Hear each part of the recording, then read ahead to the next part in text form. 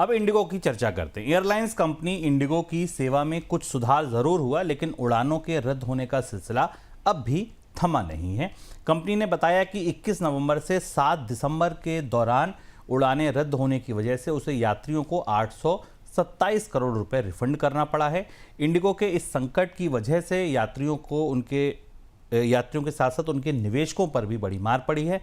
जिन लोगों ने इंडिगो के शेयर खरीद रखे थे, शेयर सोमवार के कारोबार के दौरान 9% टूट गया। सर, पहला सवाल तो यही था मेरा, बड़ा जो सामान्य सा, कि डीजीसीए ने वो नियम वापस ले लिए, उसके बाद भी जो ऑपरेशन था वो सुचारू हो क्यों नहीं पाया? कि जब पुराने नियम लागू आ गए तो हो जाना चाहिए था। ऑपरेशन इसलिए सुचारू नहीं हो पाया क्योंकि डीजीसी और इंडिगो दोनों को पता है कि परिस्थितियां बेहद जटिल थी। इंडिगो के भीतर पर्याप्त पायलट्स नहीं थे, दोनों ने एक दूसरे को अंधेरे में रखा और दोनों ने मिलकर लाखों यात्रियों को अंधेरे में रखा। स्थिति यह है कि इंडिगो के बाजार के एकाधिकार की शक्ति मानिए या सरकार के नियामक की परिस्थिति देखिए कि इंडिगो को जवाब देने के लिए जो 24 घंटे का समय दिया गया था कि उसके ऊपर क्यों न जुर्माना लगाया जाए, उसने क्या किया, उसे भी डीजीसीए को बढ़ाना पड़ा है। इसे अब आज रात तक, उसका शाम तक जवाब आएगा, क्योंकि इंडिगो ने कहा था हम इतनी जल्दी इस पर जवाब नहीं दे सकते। अभी परिस्थिति यह है कि पूरा का पूरा इंडिगो का शेड्यूल बिखर गया है। पहले ये कोशिश की जा रही थी कि इस हफ्ते उड़ानें सामान्य की जाएंगी, लेकिन कैंसिलेशंस कम हुए हैं। इंडिगो लगातार बता रही है कि हमने सारे सेक्टर्स पे में 2-3 उड़ानें शुरू कर दी हैं, कैंसिलेशन कम हुए, लेकिन 15 दिसंबर तक कम से कम ऐसा लगेगा इंडिगो को अपनी उड़ानें सामान्य करने के लिए। लेकिन बात तो वही है कि पायलट्स नहीं हैं। पायलट्स को वापस काम पर लाकर उनको नई व्यवस्था में जो वापस किया गया नियम है, उससे पहले के नियम की व्यवस्था में लाने की तैयारी करनी होगी। एक अपडेट यह भी है कि सरकार ने किराए की कैप लगा दी थी। 1500 किलोमीटर से ज़्यादा पर 18,000 रुपये तक मैक्सिमम किराया लिया जा सकता है। अभूतपूर्व 18,000 रुपये तक का किराया सरकार मान रही है कि 1500 किलोमीटर से ज़्यादा भारत में एयरलाइंसेज वसूल सकती हैं। भारत का एयरलाइन बाजार पूरी दुनिया के सबसे महंगे बाजारों में है। पिछले 5-6 सालों में भारत में किराए जिस कदर बढ़े हैं वो अप्रत्याशित हैं। बाकी बाजार में गिरावट हुई जो हमने देखा, ये अपडेट्स हैं। तो अभी फिलहाल इंडिगो इस स्थिति में नहीं है कि वो अपनी सेवाएं सुचारू रूप से चला सके, और कई हवाई अड्डों पर कई जगह अभी उड़ानें असामान्य स्थिति में ही हैं। धीमे धीमे कंपनी अपने पायलट्स को काम पर लाकर उड़ानों को बढ़ाने की कोशिश कर रही है, लेकिन ये जो गतिरोध है ये अभी बना हुआ है। निगाहें इस बात पर है कि इंडिगो जवाब क्या देती है, क्योंकि उस जवाब में क्या होगा और उस जवाब के बाद सरकार इस पर क्या कार्यवाही करती है, क्योंकि सरकार भी गहरे दबाव में थी और सरकार भी आज थोड़ी दबाव में और मुश्किल में फंसी दिखाई दी। कई इस तरीके के बयान भी सरकार की तरफ से आए।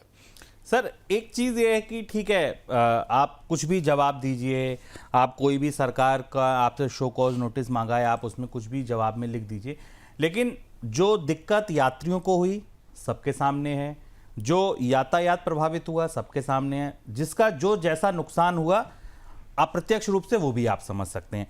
अगर जुर्माना लगाया जाएगा, सजा दी जाएगी, निवेशकों को तो बाजार ने अगले ही दिन दे दी सजा कि भाई ठीक है, निवेशकों को तो मिल गई सजा, 9% स्टॉक टूट गया, जितना साल भर में बाजार नहीं चला उससे ज़्यादा तो उनको एक दिन में नुकसान हो गया।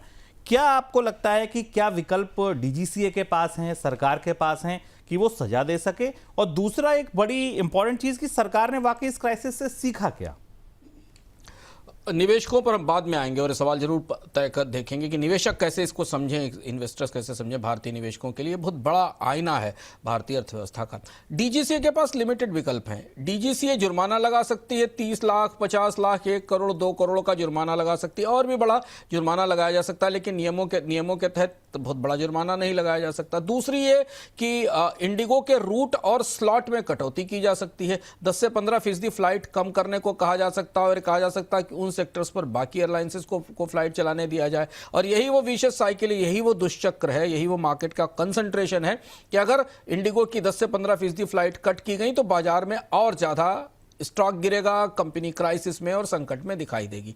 सीईओ को हटाया जा सकता है, संभावना कम है, लेकिन हो सकता है इस्तीफा मांग लिया जाए दुनिया को दिखाने के लिए कि सीईओ ने इस्तीफा दे दिया क्योंकि वो एयरलाइंस को मैनेज नहीं कर पाए। हाँ, सख्त निगरानी शुरू हो गई है, पायलट की उपलब्धता की रोज रिपोर्ट मांगी ही जाएगी। ये काम तो डीजीसीए वैसे भी करता था, अगर कर लेता तो ये स्थिति नहीं आती ये स्थिति। दूसरी चीज, सरकार की तरफ से एक महत्वपूर्ण संकेत आज मंत्री के स्तर से दिया गया, जो ये बताता है कि सरकार ने इस पूरे संकट से नसीहत क्या ली है, नसीहत ली भी या नहीं ली है, पर सरकार इस पूरे संकट के बाद डर कैसे गई। और ये बात कही एविएशन मिनिस्टर ने कि भारत में एयरलाइन शुरू करने के लिए सबसे अच्छा समय है, भारत में 5 एयरलाइंस होनी चाहिए। यानी मोनोपोली ने एक कंपनी के एक अधिकार ने भारत में सरकार को डराया है और पूरे देश ने इस परिस्थिति को देखा है। तभी एविएशन मिनिस्टर को कहना पड़ा कि नई एयरलाइन शुरू करने का विकल्प है और यहाँ 5 एयरलाइंस हो सकती थी कभी। अगर आप 2009 के बाद से देखें तो बंद होते हम आज स्थिति में आ गए कि भारत में 70% तो ऐसे रूट्स हैं जहाँ अकेली एक एयरलाइंस है, जो वहाँ ना तो कोई डायनेमिक प्राइसिंग का मतलब है, ना किसी फेयर के कैप का मतलब है।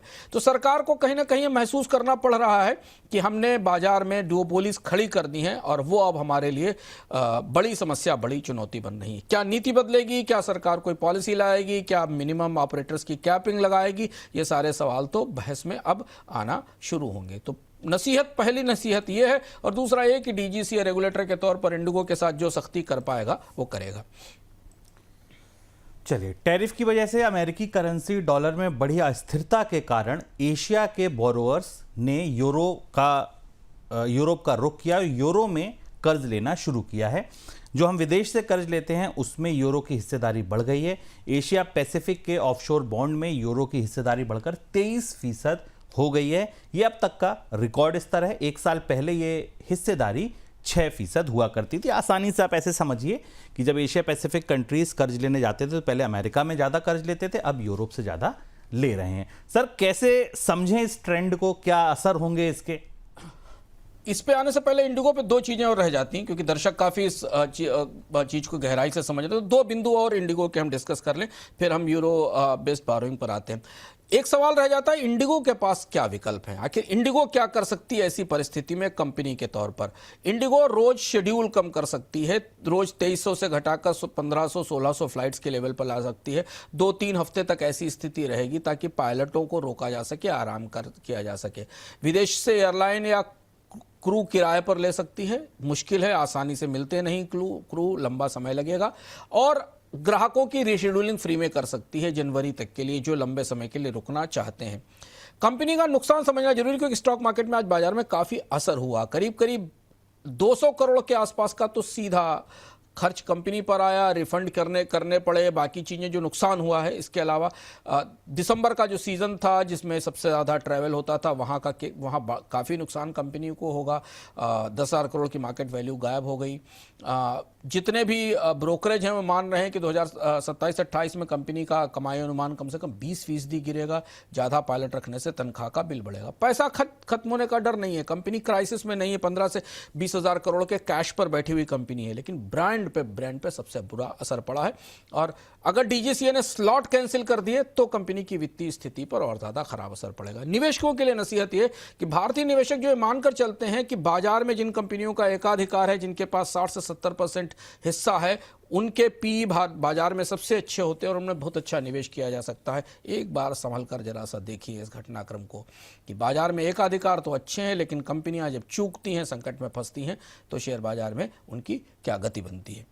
अब हम आ जाते हैं उस खबर पर जो शुभम ने जो सवाल पूछा था यूरो वाला। दरअसल एशिया और प्रशांत क्षेत्र में फंडिंग में काफ़ी बदलाव हो रहा है। डॉलर की कमजोरी के बाद अब ऑफशोर बॉन्ड्स में यूरो का हिस्सा बढ़ रहा है और सरप्राइजिंगली जो एशिया के बड़े बारोर्स हैं, चाइना और जापान, ये भी बाजार में जाकर यूरो में बारोइंग कर रहे हैं। एशिया की में चीन ने करीब $86 बिलियन के आसपास उठाए यूरो नोट में, $4 बिलियन उठाए हैं, और एनटीटी ने करीब $5.5 बिलियन डॉलर की बारोइंग की है। और हालांकि डॉलर में भी उधार 30% है, लेकिन हिस्सा लगातार घट रहा है। और यूरो में उधारी इसलिए ज़्यादा हो रही है क्योंकि डॉलर की कीमतों में तेज उतार चढ़ाव है और फेडरल रिजर्व के फैसलों के कारण अनिश्चितता बनी हुई है।